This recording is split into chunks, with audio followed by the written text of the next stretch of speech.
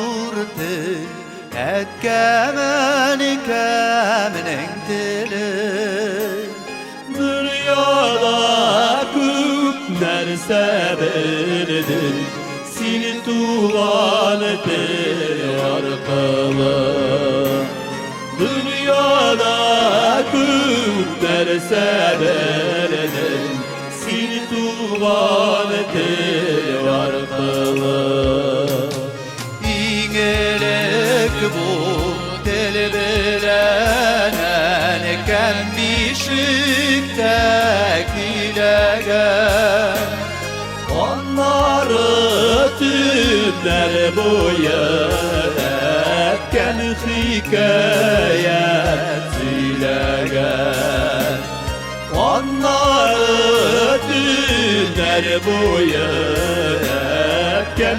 hikayet zilegen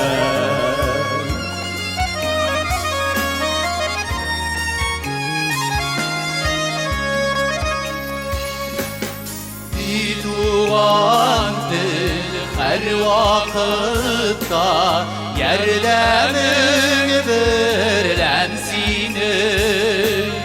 Küçküneden anlaşılgan Şatlığın payın benim Küçküneden anlaşılgan Şatlığın payın benim Diduan dil sinde bulgan İngelik kılgan dıgan Yarlı kavul dip üzün hem Ekkemen kendini kıdan Yarlı kavul dip üzün hem Ekkemen kendini kıdan Ekkemen kendini kıdan